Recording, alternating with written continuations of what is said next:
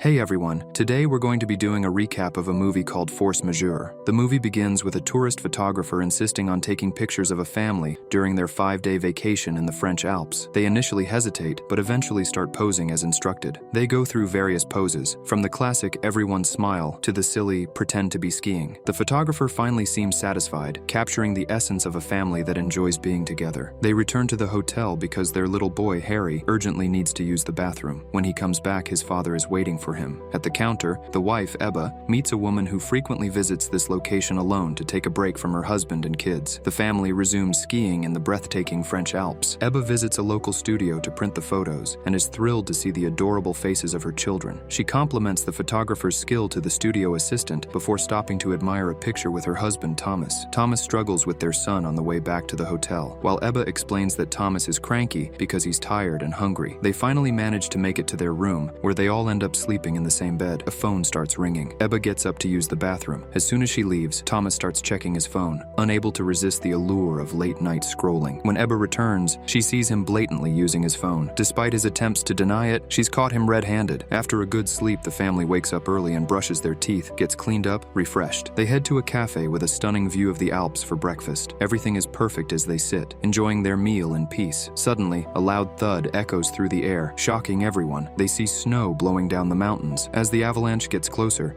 Thomas assures everyone it's a controlled avalanche and, like any good millennial, starts recording it on his phone. However, as the avalanche approaches the restaurant and smashes into it, Thomas's survival instincts kick in and he bolts, leaving his wife and kids behind. Once the snow settles, the kids ask Ebba about their father, but she has no answer. Thomas eventually returns to the restaurant, looking thoroughly embarrassed, and awkwardly sits back down. Their journey back to the hotel was awkward and filled with an uncomfortable silence. Once they arrived, Ebba quickly ushered the kids into their room, eager to have a private word with Thomas about what had just happened. Thomas fumbled around, struggling with his ski gear as he removed his things, clearly feeling the weight of the impending conversation. Thomas followed her, still wrestling with his ski gear like it was his worst enemy. Ebba quickly got the kids inside and shut the door behind them. Thomas, noticing her irritation, tried to play it cool. When she demanded an explanation, he casually downplayed the incident, suggesting there was nothing to discuss. Ebba, clearly frustrated but too tired to argue, reluctantly agreed, hoping they could just move on. They both entered the room,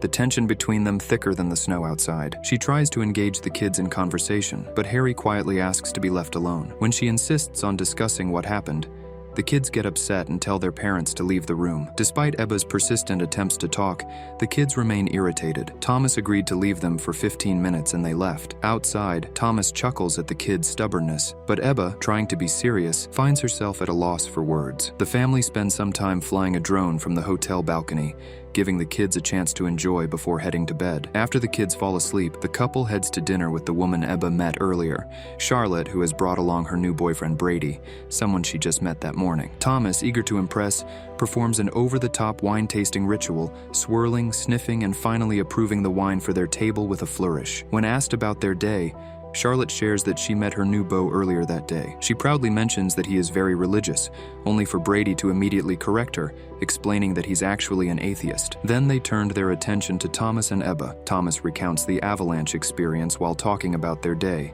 conveniently skipping over the part where he channeled his inner Usain Bolt. When the couple inquires if the kids were okay, Thomas assures them everything is fine. Suddenly, Ebba interrupts, unable to keep quiet, and reveals how Thomas had panicked and fled. Thomas tries to brush it off, saying he didn't run away. A bit tipsy from the wine, Ebba starts arguing with Thomas, who keeps denying he ran, claiming he couldn't have run with those clunky ski boots on. The couple awkwardly tries to mediate. A birthday party at a nearby table saves them from further embarrassment, the loud singing and cake cutting acting as an unexpected lifeline. After the awkward dinner, Ebba admits she wasn't herself, attributing her behavior to the wine. They agree on a mutual version of the story. They experienced an avalanche, were scared, but everything turned out okay. They went to their room and kept going with their usual routine. Later, they step out of their room to continue their conversation in private, only to find a guy staring at them while smoking. As they awkwardly ask for some privacy, the guy just gives them a knowing look and leaves. The next day, Ebba decides to go skiing alone. When Thomas offers his credit card, she declines, saying she'll use her own. Despite assuring Thomas that everything will be fine, she's still troubled. Determined to ski away her stress, she hits the slopes. Meanwhile, Thomas's friend,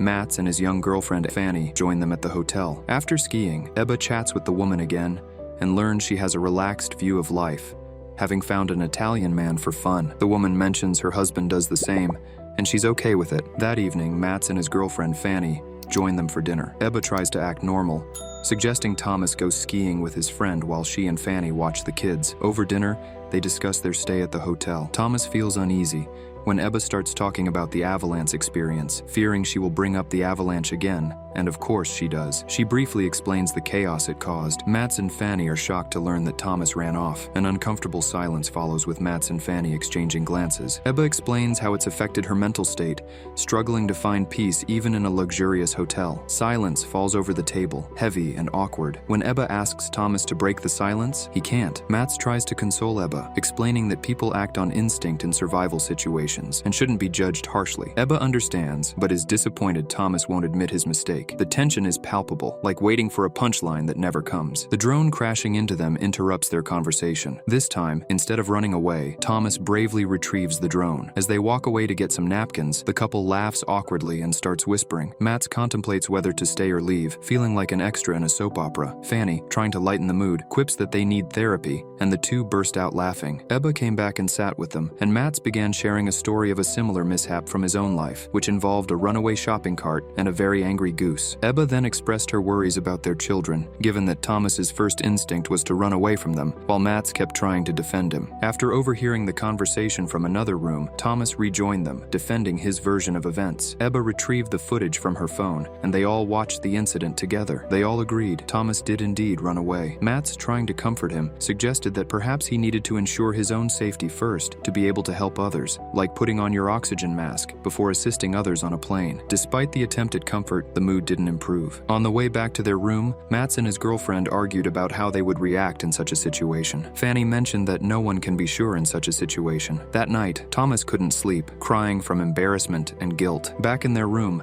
Fanny and Mats continued their debate, but Fanny was now assuring Mats that he'd protect his family no matter what. Mats, however, wasn't ready to drop it. He brought up a guy named Flip, teasing that Fanny would run off with him at the first sign of trouble. Their argument went on, but eventually, they made peace and drifted off to sleep, exhausted from both skiing and squabbling. The next morning, on the fourth day of skiing, Thomas and his friend hit the slopes. Thomas wore sunglasses, blaming the bright sun, but really trying to hide his discomfort from the previous night. They sped down the mountain and took the cable car back up. In their room, Ebba was getting ready with the kids. Thomas insisted he needed to talk. Sensing Thomas's need to let off some steam, Matt suggested he scream to release his anger. Thomas did just that, his yell echoing across the snowy peaks and probably causing a few skiers to wonder if a Yeti was on the loose. After skiing, Mats and Thomas sat down for a beer. As they were relaxing, a girl approached Thomas, complimenting his looks and asking if they were having fun, which instantly lifted his spirits like a balloon on a sunny day. However, she soon returned, looking sheepish, and admitted it was a mistake. Her friend had been pointing at someone else. The balloon of Thomas's happiness popped so fast. Mats got angry at this turn of events, but Thomas, trying to lighten the mood and tried to calm Mats down. Back at the hotel,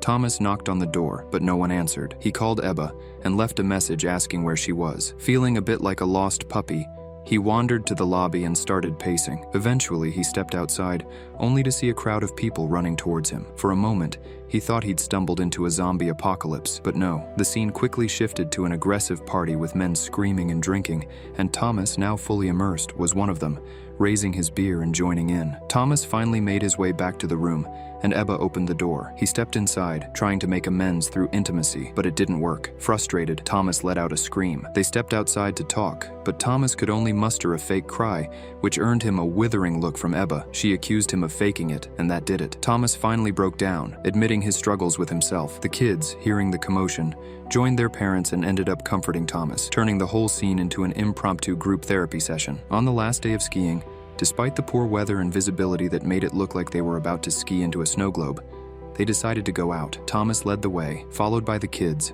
with Ebba bringing up the rear. After a while, they realized Ebba was missing. Thomas told the kids to stay put while he went on a heroic rescue mission. When he returned with Ebba, they reconciled and told the kids they made it. Then they all left the hotel. On the mountain road, the bus driver took sharp turns like he was training for a rally race, prompting Ebba to demand more careful driving. When the driver ignored her, she made a dramatic exit, getting off the bus alone and leaving her family behind. Inspired by her bold move, Everyone else followed, except for one confused woman who probably wondered if she'd missed the emergency evacuation drill. All the passengers started to walk. The movie concludes with a fellow tourist offering Thomas a cigarette. As he took a drag, he could only hope that despite their family's flair for the dramatic, they'd all be okay.